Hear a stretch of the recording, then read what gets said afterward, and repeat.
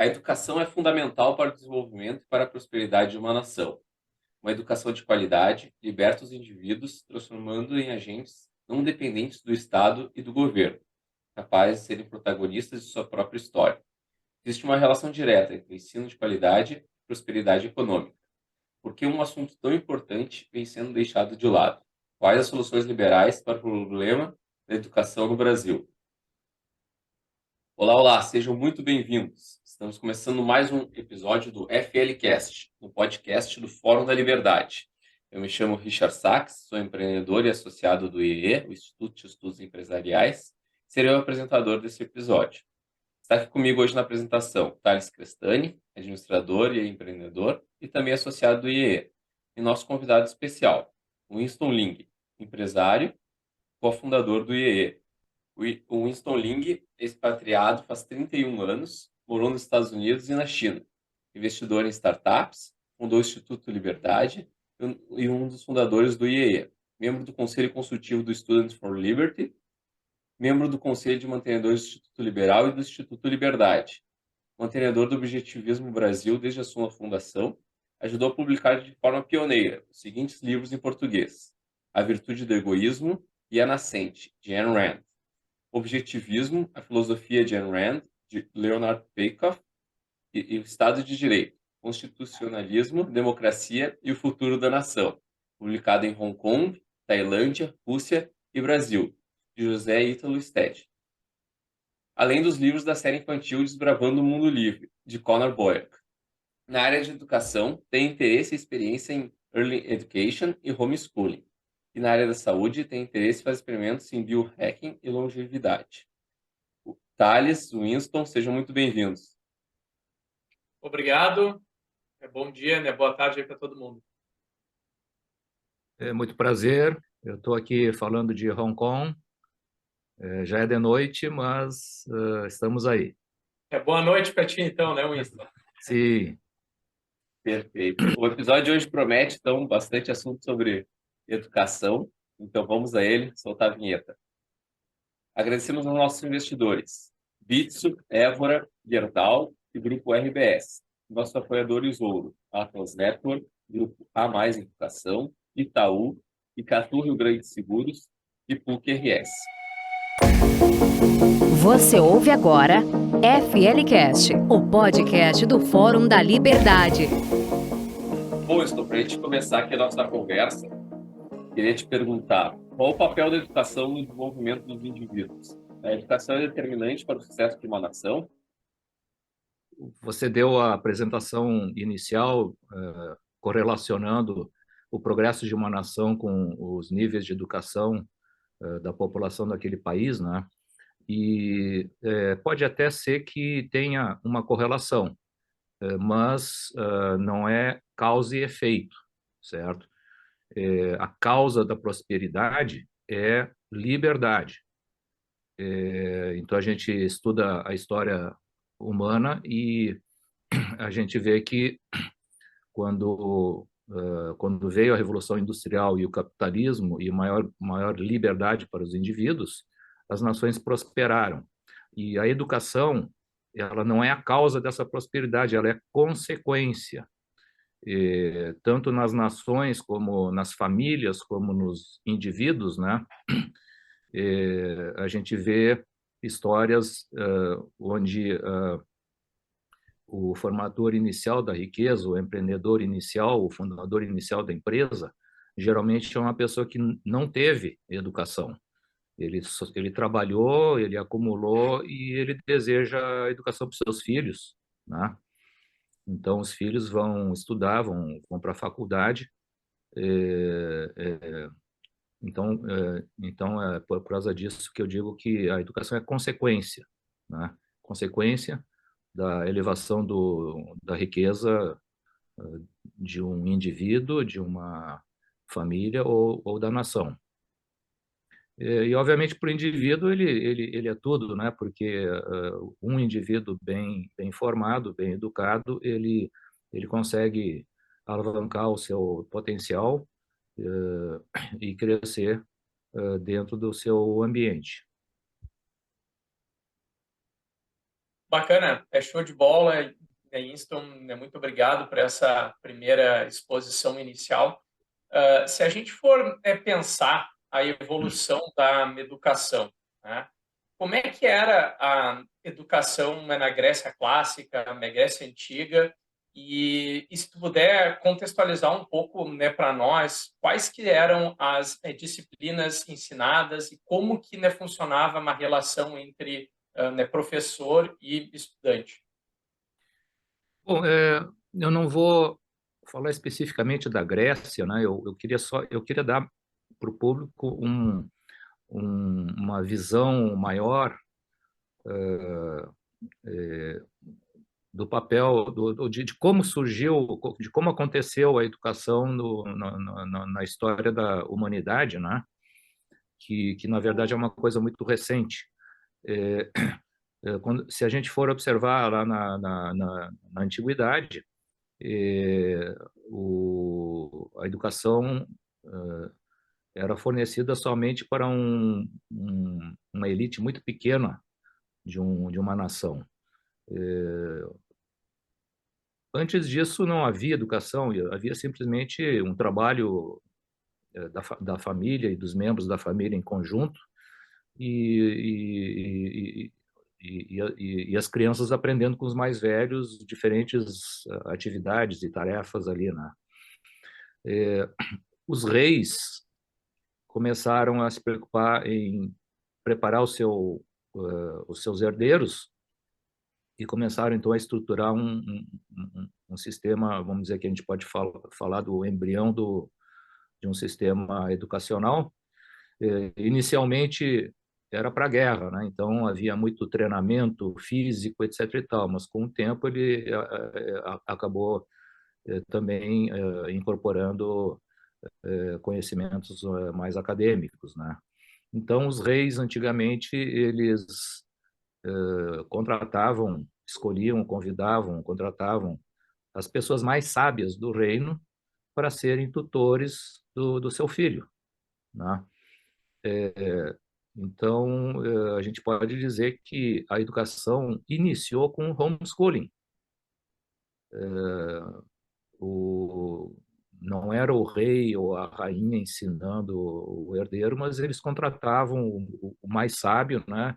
O exemplo clássico disso aí foi o Alexandre o Grande, da Macedônia, cujo tutor era o Aristóteles.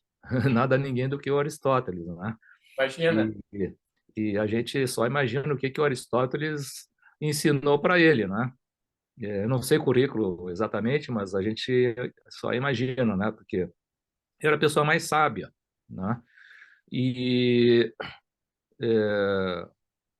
com o passar do tempo, provavelmente os nobres começaram a imitar o rei ou o imperador, e os nobres também começaram a contratar tutores para os seus filhos, né?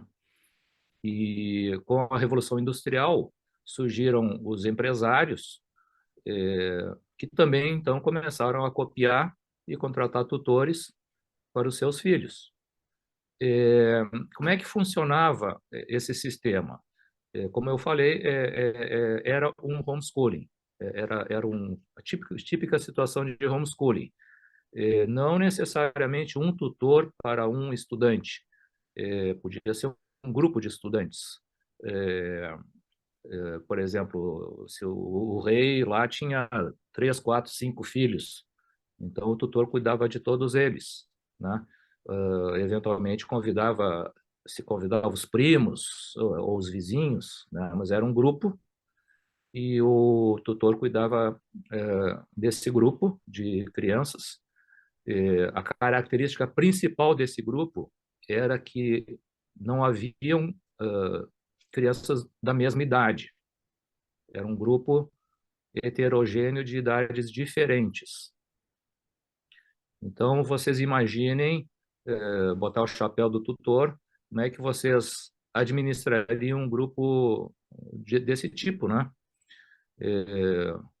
Provavelmente, o professor ia pegar o estudante mais velho, de mais idade, vamos dizer, um grupo ali seria, eu vou dizer, de 6 a 12 anos de idade, né? Um grupo de 5, 6, 10, talvez o máximo 12, mas com 12 já precisaria de um auxiliar, né?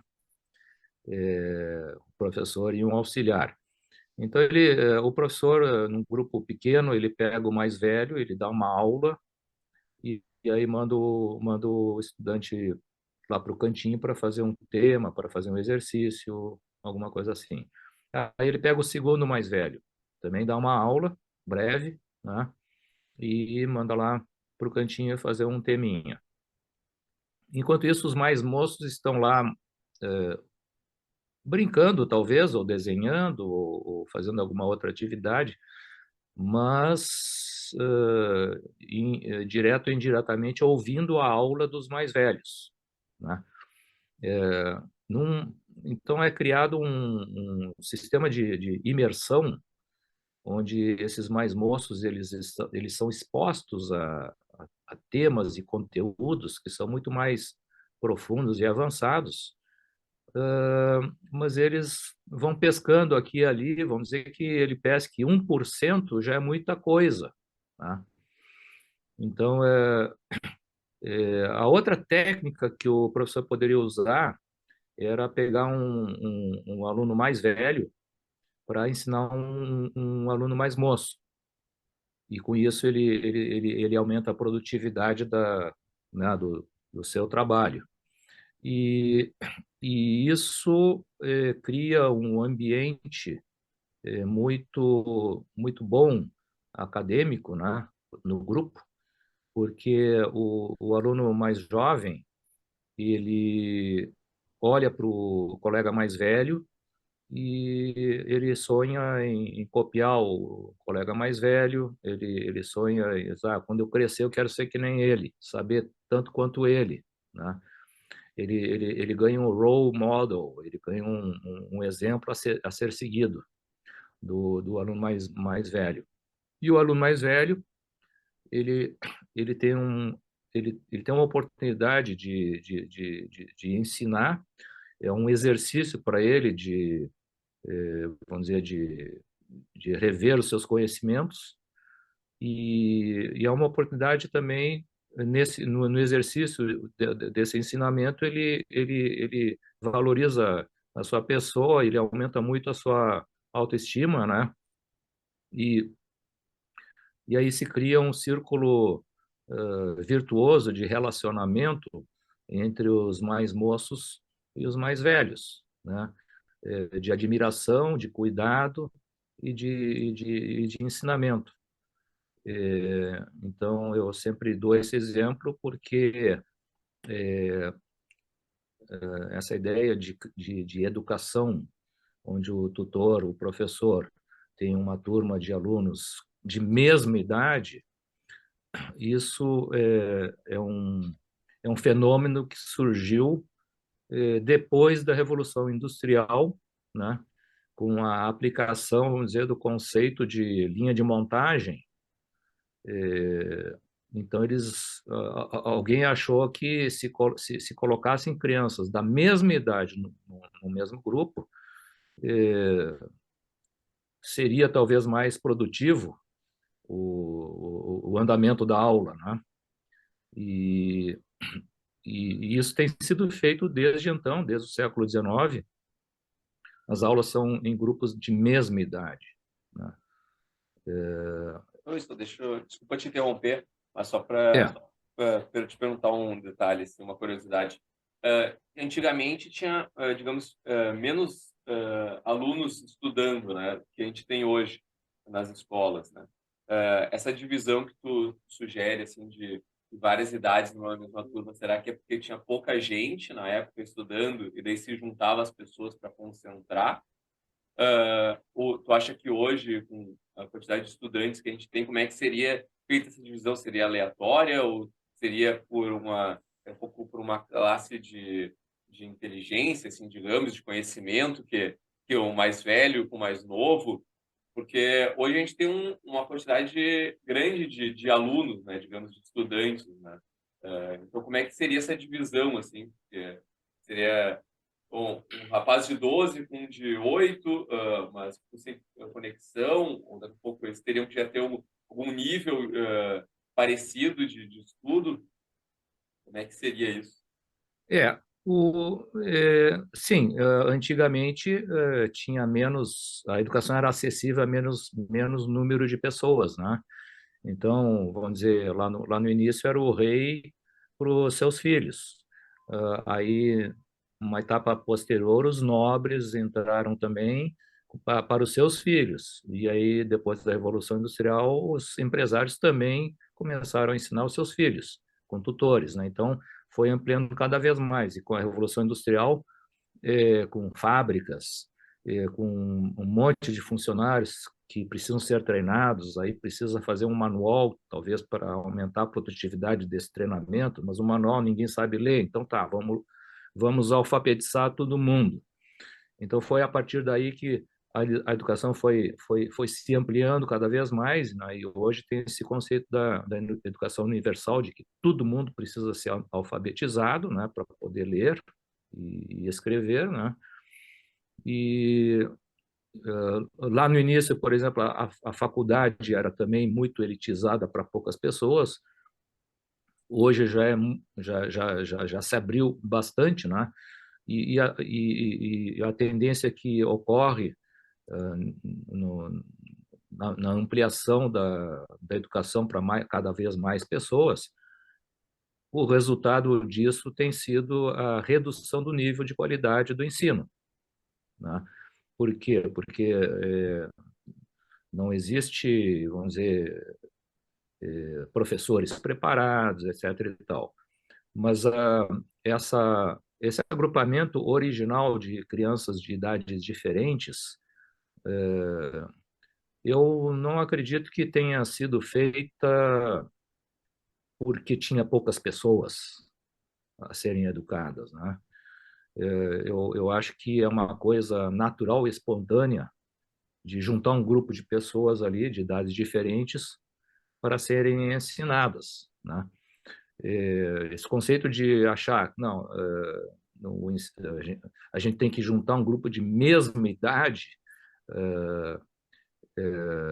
é um conceito muito recente, né? Dentro desse conceito de massificação do ensino e linha de montagem. Porque mesmo juntando crianças com mesma idade, existem os QIs diferentes, né? Existe gente que aprende mais rápido e outros que aprendem menos rápido, né? E isso, de novo, é um desafio para o professor, né? O mesmo desafio que o professor tem de um grupo de 10 crianças com idades diferentes, ele tem esse mesmo desafio num grupo de crianças com a mesma idade, porque eles também têm QIs diferentes, né? Só que, como tem a mesma idade, aí ele leva algum tempo até descobrir quem é que é o mais atrasado da turma e quem é que é o mais avançado, né? E então, vamos dizer, aquele agrupamento anterior permitia aquelas técnicas, né, que o professor usava, onde um aluno ajuda o outro, né? Com a massificação do ensino em um grupo de alunos da mesma idade, surgiram fenômenos novos que não aconteciam no agrupamento anterior, que é o fenômeno do bullying. Todo mundo fala do bullying nas escolas, né? Mas por que existe o bullying? De onde é que veio isso? Será que existiu bullying naquela época do homeschooling, onde o tutor ensinava um grupo de 8 a 10 alunos, né? Eu diria que não. Eu tenho experiência em homeschooling, eu, eu tive uma escola onde a gente aplicou essas metodologias, né?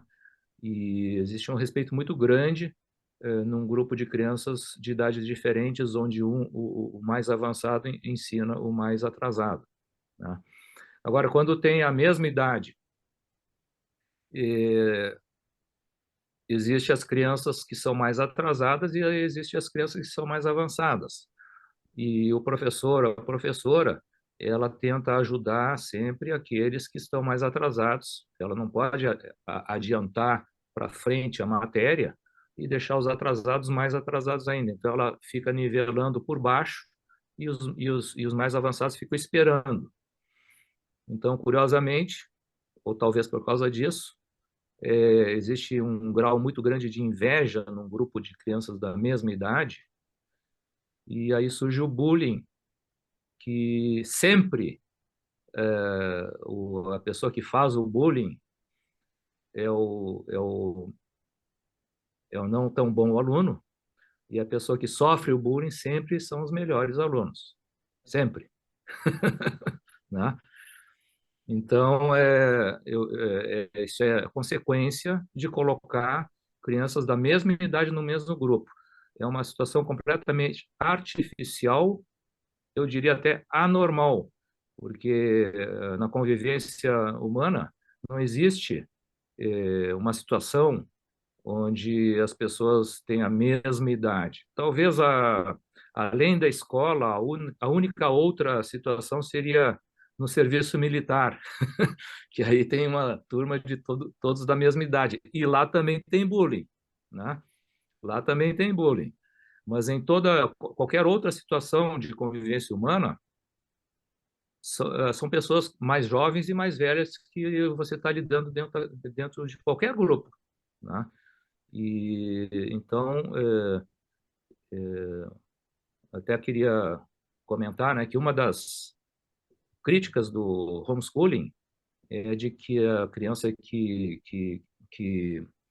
vamos dizer, recebe educação no homeschooling, ela fica com mais dificuldades de socialização, de fazer amizades, aquela coisa toda, né? E os fatos acabaram demonstrando uma situação completamente diferente. Eu vou dar um exemplo só para que vocês entendam, né? Numa situação de homeschooling, mesmo numa situação 1-a-1, onde a mãe, por exemplo, está ensinando a criança, né, as cadeiras mais acadêmicas,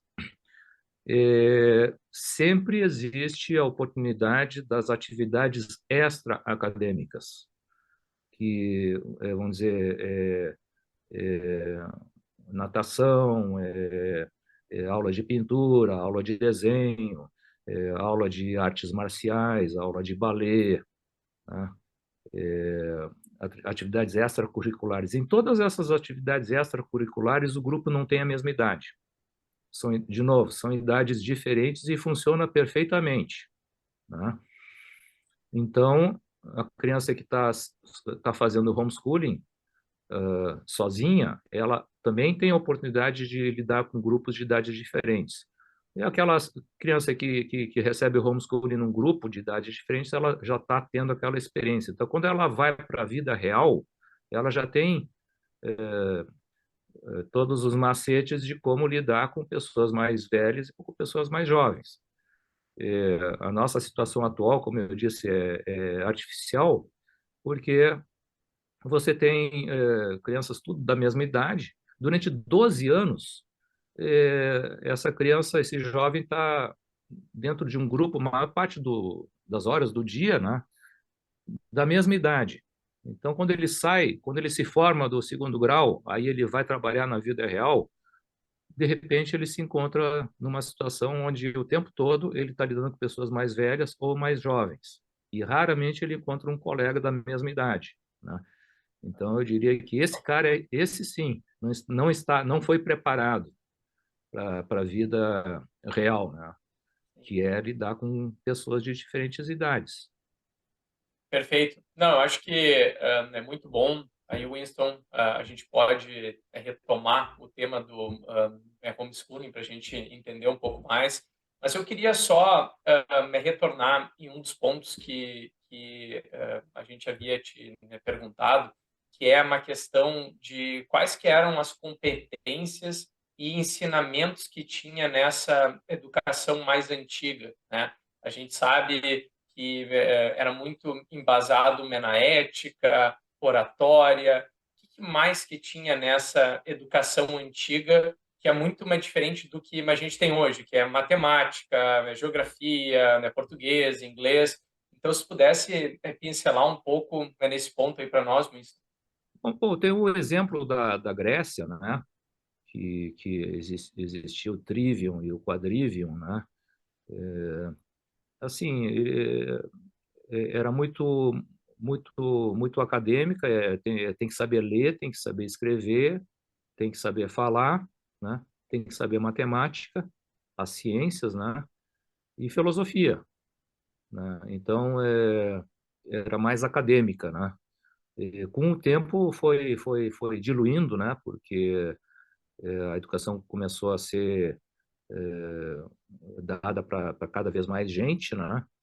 Então, todos nós estudamos no colégio e se a gente fala com alunos da mesma escola de gerações anteriores, a gente vê que as coisas que eles aprendiam eram muito mais complexas do que nós, né?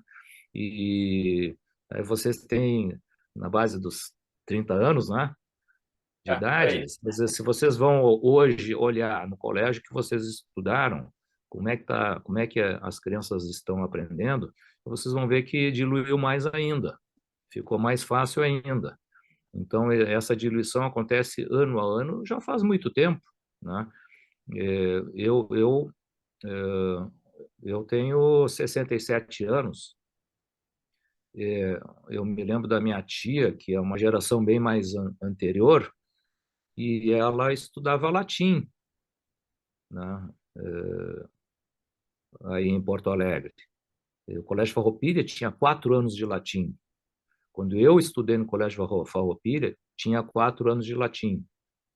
Eu tive a oportunidade de ter 2 anos de latim, depois eu fui para o Colégio Anchieta, que não tinha, né? E antigamente também tinha cálculo, né? O Colégio Militar tem cálculo. O meu irmão estudou no Colégio Militar e ele estudou cálculo no segundo grau, né? Eu, depois do Farroupilha, foi para Anchieta, mas o último ano do segundo grau eu acabei transferindo para o Rosário. E o Rosário tinha cálculo. Então eu tive a sorte de poder ter um cálculo, vamos dizer, o cálculo mais para humanísticas, né? Que é um cálculo sem os teoremas e tal. Eu tive a oportunidade de ter o cálculo. Mas hoje ninguém tem cálculo. E provavelmente no Colégio Rosário não tem mais cálculo, né? Então, antigamente tinha latim, em Porto Alegre, cálculo, etc e tal. E eu fiquei imaginando o que o Aristóteles ensinava para o Alexandre, né? Quer dizer, não deve ser umas coisas muito triviais e fáceis, né? Ou, vamos dizer, são coisas bem mais profundas. Mas hoje é meio que impossível fazer porque com a massificação do ensino, por causa disso que baixou muito o nível, né?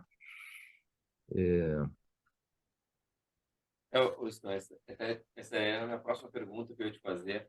Na tua visão, essa qualidade do ensino, vamos focar um pouquinho no Brasil aqui, né, que é onde boa parte dos nossos ouvintes vive.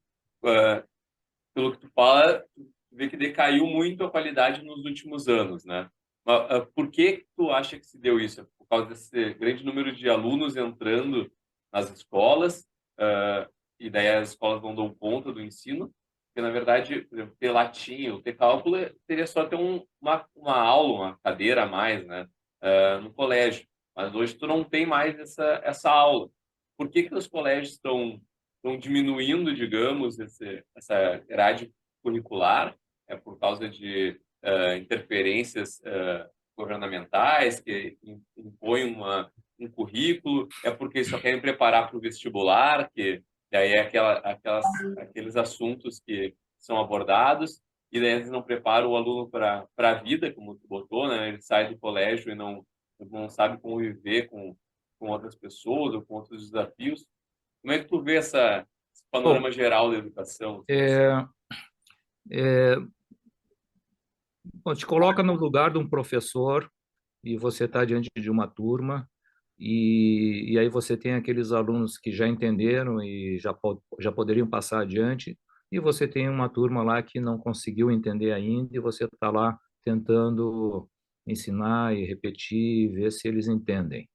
Quer dizer, com o passar do tempo, se decidiu assim, essa matéria é muito difícil, vamos deixar de lado aí, vamos focar no mais fácil aí, que todo mundo entenda para a gente poder passar adiante as outras coisas, né? Então, com isso, se desistiu do cálculo.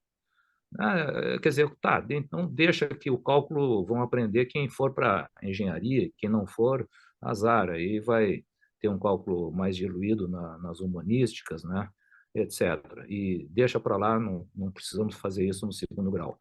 Mas eu queria mais para responder essa pergunta, eu queria dar o exemplo que eu desenvolvi quando eu experimentei o homeschooling com as minhas crianças, né? Isso uns 25 anos atrás. Eu abri uma escola experimental na Flórida e eu coloquei, eram poucos alunos, assim, 40, 50 alunos no máximo, e eu coloquei a aula de matemática no mesmo horário para todo mundo. E todo mundo eram crianças desde 7 anos até 17 anos. Desde 7 anos até 17 anos. Claro, aí a gente dividiu em dois grupos, vamos dizer, de 7 a 12, de 12 a 17. Mas as crianças sentavam no círculo, né? E eu colocava, então, a criança mais avançada. A gente adotava uma coleção de livros de matemática, são 12 livros para cada ano, né? E então todo mundo usava a mesma coleção de livros, né, de matemática, e eu colocava a criança mais adiantada, eu colocava na esquerda, sentado à esquerda, e a criança um pouquinho mais atrasada, sentada à minha direita, né? Então, isso proporcionava várias coisas interessantíssimas. Se eu estou lendo o livro, porque o livro didático, isso é uma coisa que desapareceu no Brasil com, com a estatização do ensino, né? Antigamente tinha N livros didáticos sobre cada livro de matemática, havia vários, cada professor escrevia o seu livro, né? Hoje não tem mais isso. Esses livros didáticos são, vamos dizer, ali está tudo explicado. O aluno sabendo ler, ele lendo o livro, ele entende. Então, cada aluno vai lendo independentemente o seu livro. E, eventualmente, o colega da direita, que está um pouquinho mais atrasado, ele sente alguma dificuldade, ele vai perguntar para mim por quê? Porque eu já passei por aquilo ali, eu estou sentado à esquerda dele. Então, ele me pergunta e eu tento, então, explicar para ele por quê. Eu acabei de passar por aquele capítulo, então agora como se fosse um exercício prático, né? Eu tenho que explicar isso para o meu colega que está um pouquinho lá atrás. Se eu não conseguir explicar, eu vou pedir ajuda para o meu colega à esquerda, porque ele está mais adiantado de mim. Então, nós formamos um grupo de trabalho de 3 alunos, né? Ali na hora, ali a gente para tudo e vamos os 3 tentar explicar, os 2 explicar para o colega da direita, né? E, eventualmente, a gente consegue explicar. E cada um, então, retoma o seu ritmo. Agora, no caso que a gente não consegue explicar, aí a gente chama o professor. Então, o professor só vai interferir quando os 3 colegas não conseguirem desatar o nó. Aí o professor interfere. Se os 3 conseguirem desatar o nó, aí cada um vai, né? No final da aula, vamos dizer, 1 hora de estudo, cada um sai para o seu lado, cada um tem outras aulas, né? E não tem tema de casa. Só que no dia seguinte, nós vamos ver cada aluno qual é a página que ele está.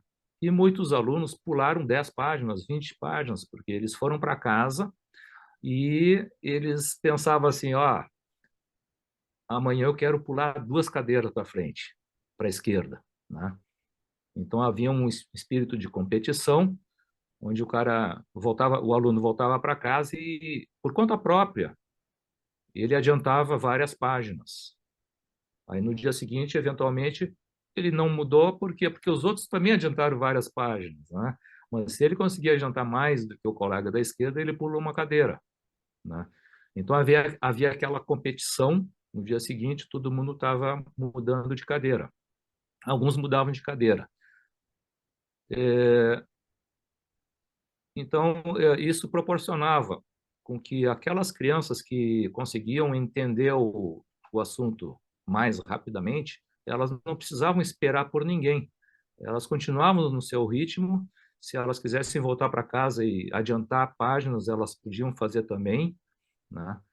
E o resultado disso para o grupo é que essas crianças estavam terminando um ano de matemática em 3, 4 meses. 3, 4 meses, num sistema individualizado, cada um no seu próprio ritmo, eles estavam terminando em 3 a 4 meses. Legal. E se a gente entrar nesse ponto específico, tá, Winston, que é esse tema da qualidade da educação, né? Então, hoje, se a gente pegar no Brasil, nós investimos aí cerca de 6% do nosso PIB, que dá mais ou menos 86 bilhões de dólares por ano. E quando a gente olha os resultados que essa educação ela acaba gerando, a gente vê que o resultado ele é muito fraco, né? Então, dentre os 78 países que são pesquisados pelo PISA, o Brasil ficou nas seguintes colocações, tá? Quando a gente olha o ranking de minha leitura, nós ficamos em 55 de 78. Em matemática, nós estamos em 59. E quando a gente olha ciências, nós estamos em 64 desses 78 pesquisados. Então, praticamente em todos esses aspectos, a gente está aí nas últimas posições. Por que tu acredita que o nosso resultado de educação ele é tão ruim? Acho que tu comentou um pouquinho sobre algumas vantagens do homeschooling, mas o que mais assim poderia ser feito e o que tu acredita que faz com que hoje o nosso resultado seja tão fraco com todo esse investimento que é feito? Tá. Bom, voltando um pouquinho ali para explicar a causa da má qualidade do ensino e o rebaixamento do nível a cada ano, né? Isso acontece por falta de tempo, realmente, né? Então, nessa descrição que eu fiz de como funcionaria o homeschooling num grupo de alunos de idades diferentes, como eu falei, eles vão cobrir toda a matéria em menos tempo, e com isso sobra tempo para eles estudarem com mais profundidade e com isso levantar o nível, né? Vai sobrar tempo para estudar cálculo ou coisas depois do cálculo, né? Ou latim ou outras coisas assim. Isso é um ponto. O outro é o seguinte: é, a educação é a indústria a maior estatal do Brasil. A educação é a maior estatal do Brasil.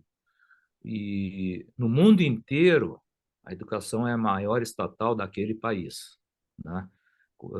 Alguns são mais regulamentados, outros menos regulamentados, né?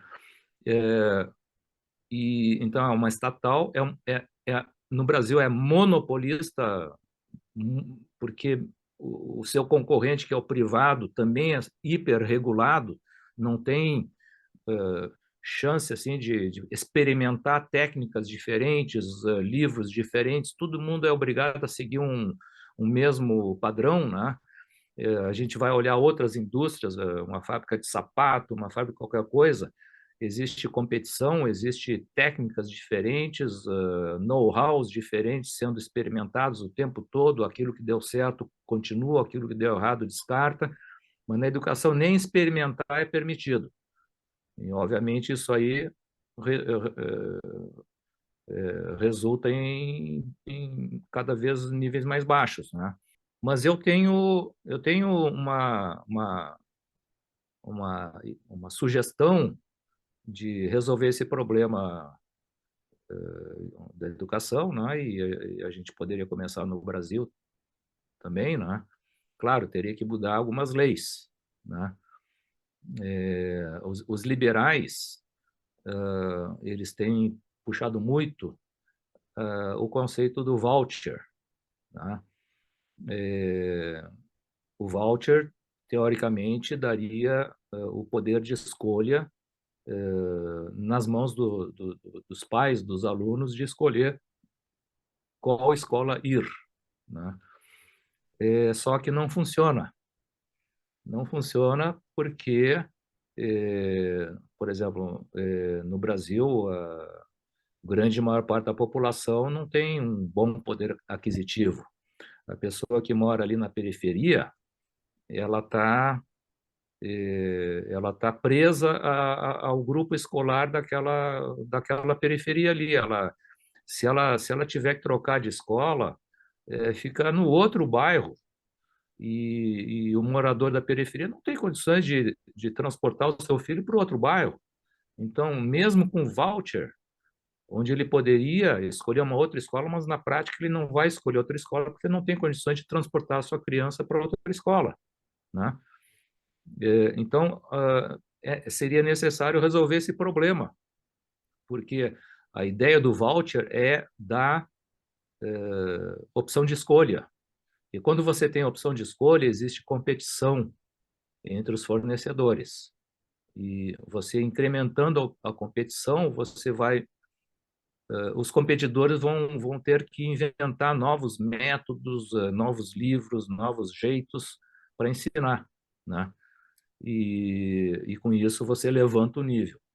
Você só vai levantar o nível se você aumentar a competição entre os fornecedores da educação, né? Então tem que haver competição entre eles. E na situação atual não existe competição. Então, mesmo você dando voucher, você não criou competição.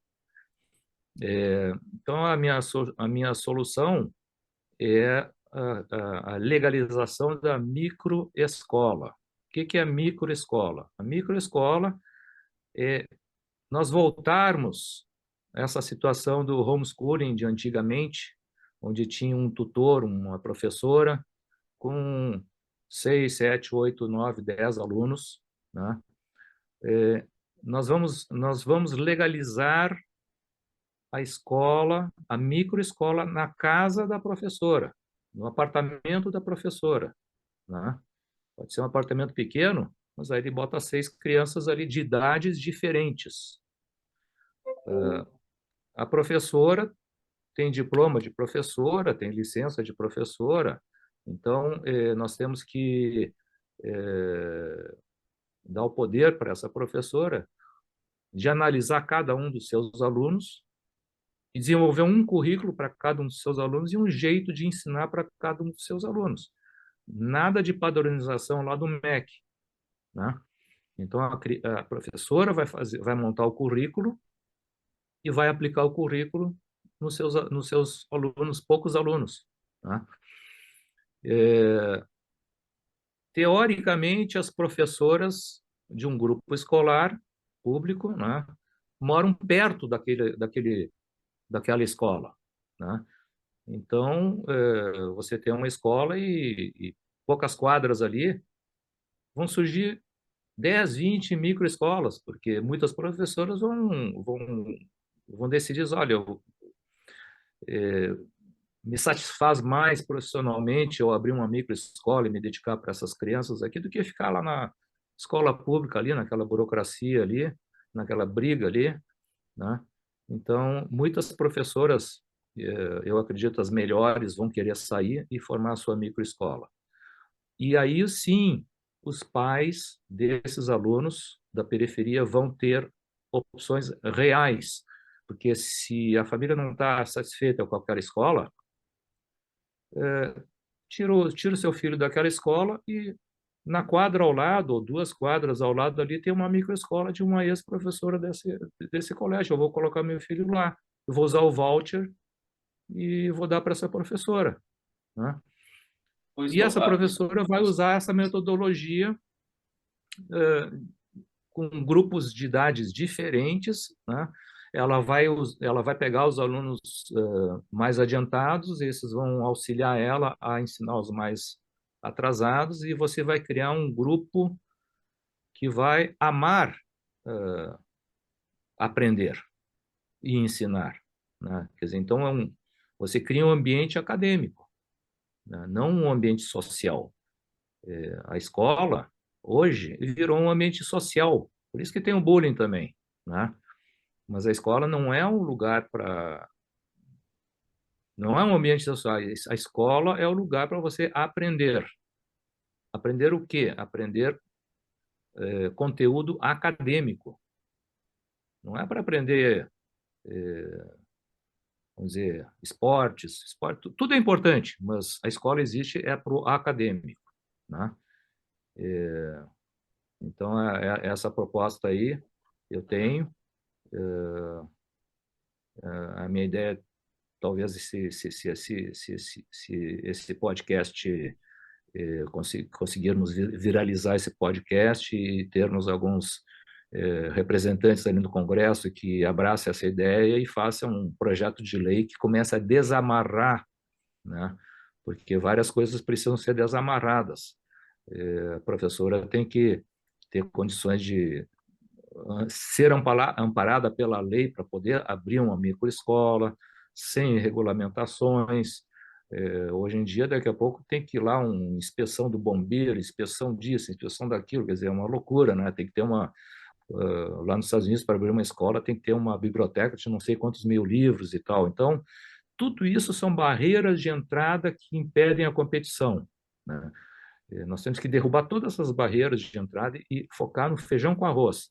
Quem ensina português, matemática, as coisas básicas, que qualquer professora tem condições de ensinar, né? E se a gente fizer isso em grupos pequenos de diferentes idades, crianças de diferentes idades, a velocidade de aprendizado e de cobertura do conteúdo a velocidade vai ser enorme, o tempo vai ser muito encurtado, e a qualidade, consequentemente, vai aumentar muito, mesmo para as crianças com dificuldade de aprendizado.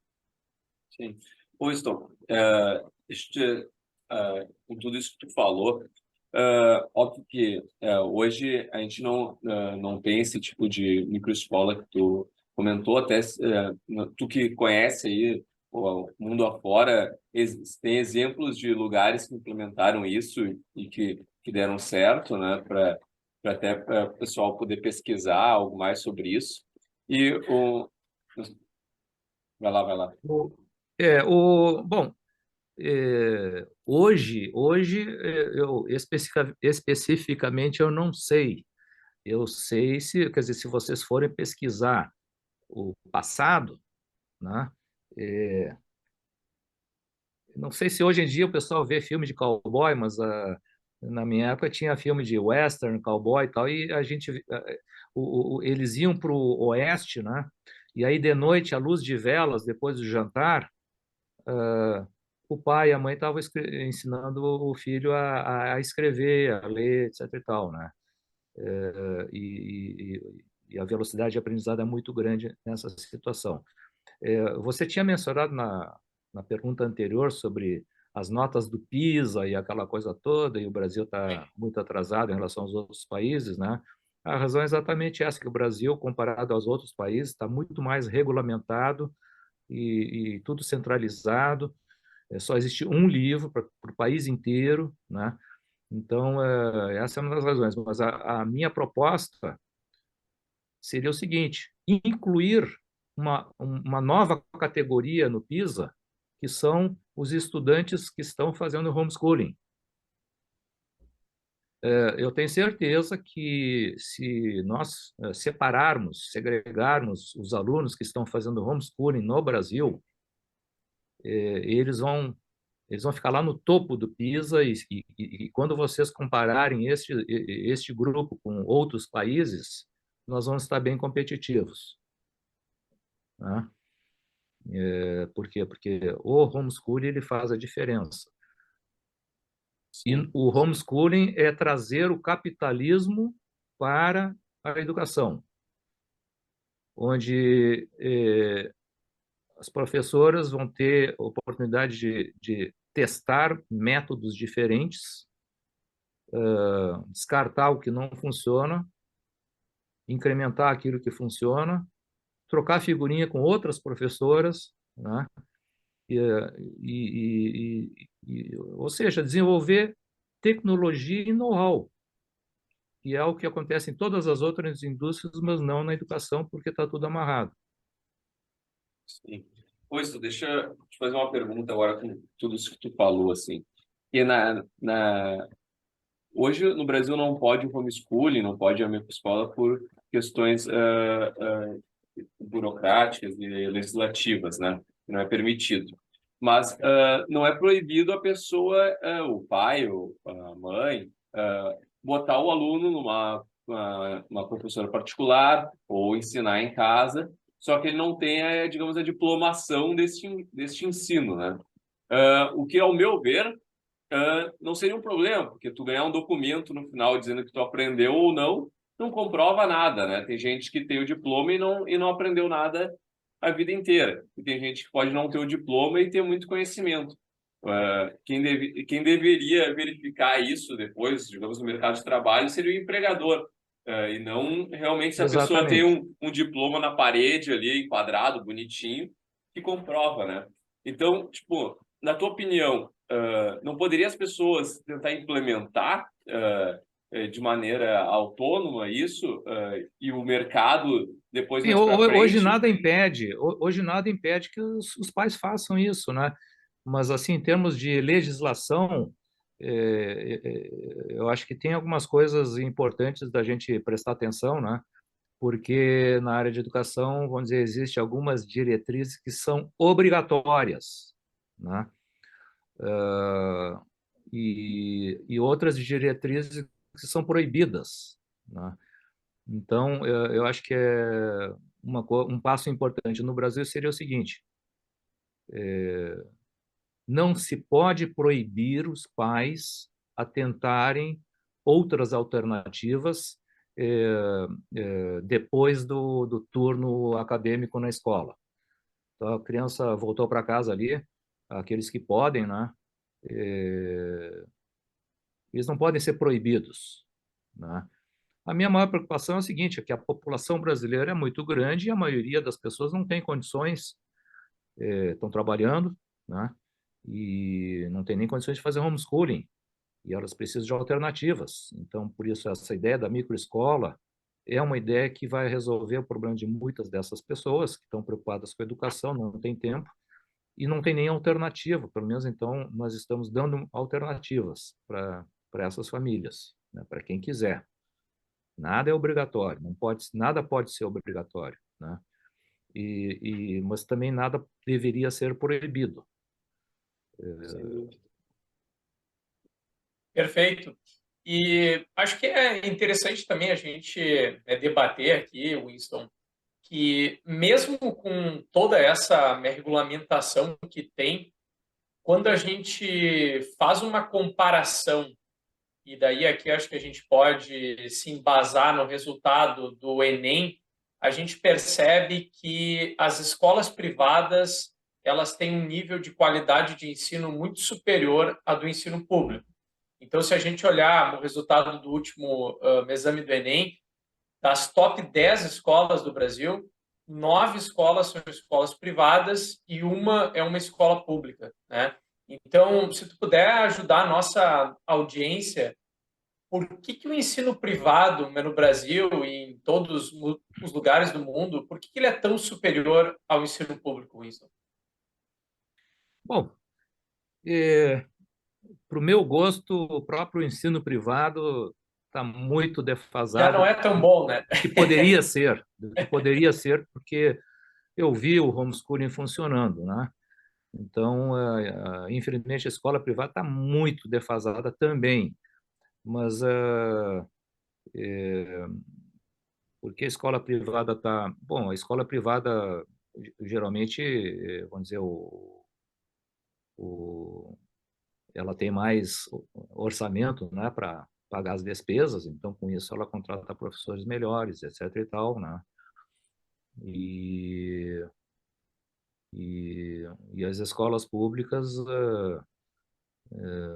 elas, vamos dizer, como eu falei, é a maior estatal do país, então ali não tem incentivos, existe um nível enorme de sindicalização, então os objetivos, na verdade, tem N objetivos e a educação está lá no final da fila, né? Mas assim, eu vejo que o futuro do Brasil, ou no mundo também, não é reformar o sistema atual. O sistema atual está falido e vai cair de maduro. Os governos, os políticos, a população deveriam fazer um esforço para desamarrar essas regras todas, como eu falei, né? Eh, não obrigar, mas também não proibir, e com isso vão florescer alternativas, né? Alternativas online, eh, escolas online, currículos online. Imagina só se esse projeto das microescolas de primeiro e segundo grau, se isso fosse aprovado, surgiriam, sei lá, centenas de milhares de microescolas, né? E todas elas precisarão de currículos, então vão surgir N startups fornecendo N tipos de currículos online, com todo tipo de tecnologia e coisas novas, né? E seria uma revolução na tecnologia da educação, né? Que somente é permitido com liberdade, né? Então, fazer uma mudança dessas, pensando na situação, no modelo atual ali, para mim, é perda de tempo. Eu acho que o governo tem que continua tocando essas escolas atuais na melhor maneira possível, mas desregulamenta e deixa florescer alternativas. E essas alternativas eventualmente vão se impor, novos métodos vão surgir, né? E as escolas existentes poderiam então copiar esses novos métodos, né? E com isso você vai aumentando o nível. Só, talvez um ponto aqui que eu estava pensando enquanto estava comentando aí, né, Winston, se a gente partisse para esse, né, modelo de escolas menores, acho que se chama aí de microescolas, né, acho que é a terminologia correta, mas a gente precisaria aumentar significantemente o número de professores, né? Então, assim, como é que tu vê isso, assim? Não precisa aumentar o número de professores. Essa é que é o pulo do gato dessa ideia. É, a legalização da microescola, economicamente, é um pulo do gato, porque você não precisa fazer investimentos físicos, né, de construção de escolas. É no apartamento da professora, né, ou na casinha da professora. Então, você não tem investimentos de construção de prédio, etc. e tal, né? As professoras já estão aí, estão ociosas, estão subutilizadas. Nas escolas públicas, elas passam a metade do tempo fazendo burocracia e preenchendo papelada, não dando aulas, né? Não falta gente, não é falta de gente, é que está todo mundo amarrado, todo mundo, é só desamarrar, esse potencial todo está aí, os professores estão aí, e vai ter muita gente querendo abrir a sua microescola. Então, simplesmente dar liberdade para que os professores façam o que eles querem fazer e os estudantes façam o que eles precisam fazer, que é procurar uma escola, um professor que realmente ensine, né? E que quebre o seu galho, né? Então, Perfeito, é muito bom, obrigado. Stu, deixa eu aproveitar e te perguntar, como é que funcionaria nessas microescolas que hoje um grande debate, às vezes, as pessoas que acabar com, digamos, com o ensino público, seria como que os mais pobres pagariam por isso, né? Tu falou que o voucher daqui a pouco não seria uma solução melhor, mas como é que as pessoas mais pobres, assim, mais humildes, teriam acesso a esse tipo de Não, educação? o voucher, eu disse que o voucher não funciona na situação atual, né? Porque o pai do aluno não tem opção. Sim, O rico, ele pega o motorista e manda o filho lá para outro lado da cidade, a escola do outro lado da cidade, mas o pobre não tem essa condição. Então, você tem que dar chance, opções para que surjam essas microescolas nas vizinhanças da escola atual. E com sim. isso eles vão ter opções, Mas é que o né? próprio Então, voucher seria isso. o voucher, ele vai receber o voucher, ele vai dar para essa professora, né? Ele não tem condições de atravessar a cidade, mas vão surgir dezenas de microescolas ao redor daquela escola. E o, o, o, o pai vai pegar aquele voucher e vai escolher uma dessas microescolas para o seu filho, né? Porque cada microescola vai se especializar. Daqui a pouco vai ter uma ali que é especializada em crianças com déficit de atenção, né? Então, vai escolher aquela lá. Sim, Então, as microescolas também vão se especializar, né? sim. E E, algumas pessoas devem estar se perguntando como é que seria feito esse, digamos, controle, né, do ensino, né? Como é que tu acha, teria alguma prova ou o mercado mesmo no futuro regularia isso? Como é o, que tu vê isso? sempre tem um pessoal preocupado com controle. Então, ok, vamos manter os mesmos controles atuais. Minha proposta é a seguinte: vamos manter os mesmos controles atuais, o Enem, essas coisas todas, e vamos começar a testar as crianças que estão no homeschooling. E vocês vão ver a diferença. Sim, mas daí tu acha que não teria que mudar a grade curricular? Teria que ser a mesma, por exemplo? Mas não precisa grade curricular. É porque hoje Cada, muitas escolas cada ensinam com base aluno na... vai ter a sua grade curricular. Essa, o homeschooling é a, é a customização do ensino para cada aluno, né? Você tem uma lojas Renner ali que faz um terno igual para todo mundo ali, né? Nessas microescolas você vai ter um alfaiate que vai fazer sob medida para cada criança. Sim. Então, tem uma criança com déficit de atenção, ela vai ter uma grade curricular só dela, customizado para o problema dela, né? A professora, numa microescola, vai ter essas condições de fazer isso. Numa escola atual, no modelo atual, impossível fazer isso. Não, sim. Né, cara, a minha pergunta é que hoje a maioria das escolas, tanto públicas quanto privadas, prepara os alunos para o Enem ou para o vestibular, né? Então, eles têm aquela grade voltada para isso. Sim, Ensinar biologia, química, matemática, a básica ali só para aquilo, inglês ou espanhol, mas não prepara os alunos para a vida, como a gente falou anteriormente, né?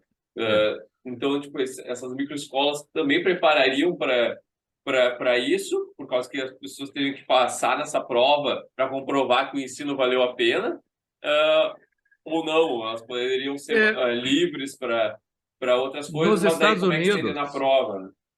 nos Estados Unidos, tem muita gente hoje fazendo homeschooling, tá?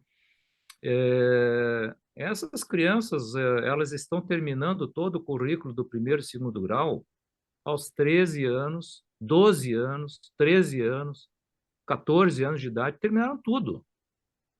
O que elas vão fazer aos 15, 16, 17, 18 anos? Tem muita coisa para elas estudarem, né? Então, esse mínimo aí de passar no Enem ou não sei o que e tal, isso aí é coberto. A criança com 13 anos cobriu tudo isso. E o resto do tempo está sobrando. Sim. Eu É, tenho uma pergunta aqui, né, Winston?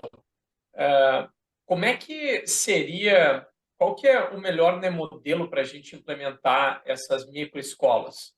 Quais seriam os passos? O que precisa ser feito? Acho que tu, né, comentou um pouquinho sobre, né, mudanças, né, regulamentais, mas o que mais tu acredita que precisa ser feito para que esse tipo de ideia comece a virar uma, né, realidade? Bom, eu acho que, como tudo, né, é necessário permitir que se faça um piloto, talvez num município, né, algum município pudesse ter esta autorização, mas fazer um piloto e mas é só olhar o homeschooling, né? Lá nos Estados Unidos é só olhar o que está acontecendo e os resultados do homeschooling, né? Então, o homeschooling, a criança com 13, 14 anos já terminou todo o currículo. Qualquer criança terminou todo o currículo do primeiro e segundo grau, né? Então, tem gente que não acredita e tal. Então, ok, vamos fazer um piloto aí, escolhe um município aqui do Brasil aí, e não precisa obrigar, mas quem quiser fazer, deixa fazer, e aí vamos medir os resultados, né? Ok, deu certo, tá? Então, vamos ampliar para todos os municípios daquela micro-região, e depois vai devagarinho ampliando, né? O que deu certo amplia, o que não deu certo, o mercado vai dar conta, né? Bom, Sim. vamos aqui já me encaminhando para as últimas, né, perguntas, e daí, antes de a gente, né, finalizar, eu queria te, né, perguntar, né, Winston, tu como um pai, né, a gente tem vários ouvintes aqui que são pais, mães, qual que seria o teu conselho para os pais sobre a educação dos seus filhos? Eu tenho algumas conclusões que eu tirei, né, sobre isso, né, em geral, o que eu notei é o seguinte: é, isso não é só para o Brasil, mas para qualquer outro país eu observei a mesma coisa. As famílias muito ricas, elas não estão preocupadas com a educação do seu filho. Quem realmente está preocupada com a educação do seu filho é a classe média baixa, ascendente, ou mais pobre, né? Porque para eles a educação realmente é uma alavanca que vai levar a sua família para um outro nível. Então, todo mundo sonha ter pelo menos um filho ali que se forme na faculdade e ele seria então a alavanca para ajudar o resto da família. Então, essas coisas são muito intrínsecas, espontâneas de cada um, né? Obviamente, pode ter alguma pessoa muito, muito rica que se preocupa muito com a educação dos seus filhos, né? Mas, em geral, não. Em geral, quem mais se preocupa com a educação dos seus filhos é a classe média baixa ascendente, né? Como motivar os pais? Isso sim, a gente poderia tentar motivar os pais, né? Mas as razões por que a educação é importante, todos nós sabemos, não precisamos repetir, né? Que as pessoas têm liberdade, têm que ter liberdade para escolher, e muitas não vão escolher a educação como prioridade na sua família. Isso é um fato. O importante é dar liberdade para quem está buscando, deixa essa pessoa tentar, testar, experimentar, e quem não quer, continua vivendo a sua vida como normalmente está vivendo, né? Mas a gente precisa deixar essa opção para os que querem. Esse é o conceito da liberdade, né? Liberdade é para todo mundo, mas não é todo mundo que vai usar, né? Ah, perfeito.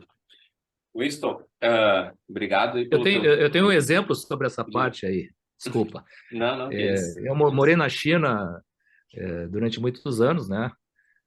E 16 anos em Xangai, e eu entrevistei muitos candidatos de empregos, estudantes universitários, né? Porque eu trabalho muito com estagiários e tal. E, e, eu detectei uma coisa interessantíssima, né? E a China é um país comunista, tem censura, né? Mas, vamos dizer, esse público que eu entrevistava eram estudantes universitários que sabiam inglês, fluentes em inglês. Então, faziam parte de uma certa elite, né? E eles sabiam usar computador, internet, eles conhecem o VPN, né, que é necessário para você furar o bloqueio da barreira da censura lá na China. Todos eles sabiam usar o VPN, consequentemente, todos eles tinham acesso a qualquer site americano, YouTube, Facebook, etc. Para o cidadão comum lá na China era barrado, né? Aí eu perguntava para os candidatos que eu entrevistava, né? Ninguém procurava, com esse acesso, né? Ninguém procurava ler um livro, notícias sobre economia, sobre política. 90 e tantos por cento é entertainment. Eles estavam atrás de música, de cinema, de fofoca de artistas, de esportes, né? Ou seja, o país é completamente controlado e censurado. Mas existe lá uma possibilidade de liberdade. E como é que as pessoas usam a liberdade? Cada um usa do seu jeito. Ali, pelo que eu detectei, entre os jovens, claro, né? É entertainment 99%. É raro você achar um que usou daquela possibilidade ali para pegar um livro proibido, para ler um artigo mais denso. Eles não fazem isso, né? Então, isso é da natureza humana, né? Mas o importante é o seguinte, você tem que dar liberdade e A deixa as pessoas liberdade, escolherem. a liberdade é de cada um e cada um faz, vai com ela o que julgar mais apropriado, né? Acho que é Exato, uma exato, conclusão aí. exato. Então, essa desamarração que eu estou propondo na área de educação não é para todo mundo, é para aqueles que estão buscando, né? Aqueles que estão buscando, vamos dar oportunidade para eles e eles vão trazer benefícios para toda a sociedade. Sim. Se tu não, deixar bem claro, o Winston não quer acabar com a educação, ele só quer que as pessoas tenham liberdade de poder aprender de outras formas também, né? E os Tem pais têm opções, liberdade de ensinar os filhos da maneira que acharem corretas. exato, Porque exato, muita gente acha que às vezes, não, vão exatamente. acabar e daí o mais pobre não vai aprender mais nada, vai trabalhar criança e não sei, e os caras inventam um monte de história dizendo que as É, pessoas vão ficar analfabetas e para é. explorar as pessoas. E é justamente o contrário, né? Justamente é dar liberdade Mas justamente para o dentro mais humilde. mas dentro disso que tu falou também, eu tenho outro projeto de lei aí, que é regulamentar, relegalizar o trabalho do adolescente, porque eu fiz o meu levantamento entre os contemporâneos do meu pai, por exemplo, né? Todos eles começaram a trabalhar com 13 anos de idade, como office boy, por exemplo, e depois viraram donos de empresa. Hoje não tem mais isso, né? Que Então, hoje é proibido trabalhar. então o trabalho é a coisa mais importante na formação do caráter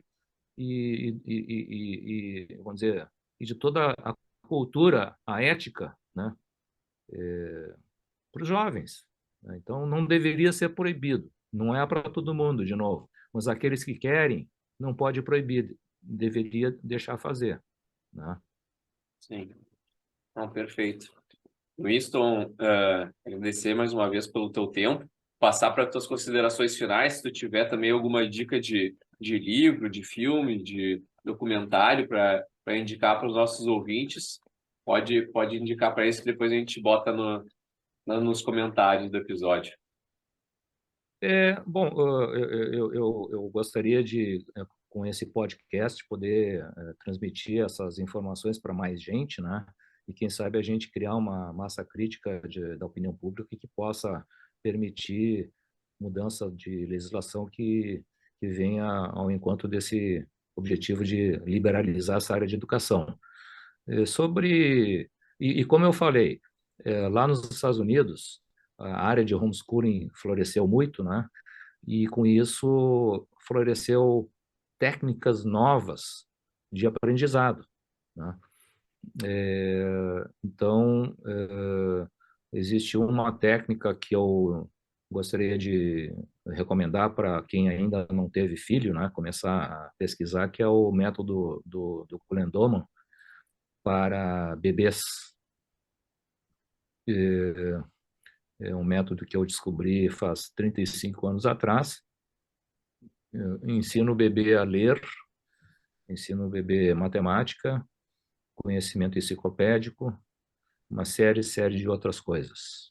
Repete o nome para o pessoal, por favor. Eu vou mandar o link para tu publicar, né? Os institutos lá na Filadélfia, Institutes for the Achievement of Human Potential. Eles têm uma história muito longa aqui, que não cabe aqui agora explicar, senão eu vou levar mais uns 15 minutos só explicando a história do Instituto. Mas existem muitos brasileiros que fizeram isso. Na época que eu entrei a fundo nisso, muitos amigos também foram fazer esse curso, né? Um deles foi o Salim Matar e a esposa. Eles foram fazer esse curso lá na Filadélfia, mas muitos outros amigos também foram, né? E é um método que eu recomendo para... Também não é para todo mundo, né? Porque exige muita dedicação, etc. e tal, mas vale a pena, pelo menos conhecer os conceitos, porque conhecendo os conceitos a pessoa vai mudar a forma como ela vai lidar com seus filhos, né? E só isso já muda muito na atitude diante do aprendizado das crianças, né? Sim. Não, perfeito. Então, obrigado, Winston, Thales. Agradecer mais uma vez aos nossos investidores, Bitsu, Évora, Gerdau, Grupo RBS, os apoiadores Ouro, Atlas Network, Grupo A Mais Educação, Itaú, Icatu Rio Grande Seguros e PUC RS. Obrigado, pessoal. Até o próximo episódio. Tchau. Tchau, tchau. Tchau, pessoal. Tchau. Até o próximo episódio. Você ouviu FLCast, o podcast do Fórum da Liberdade.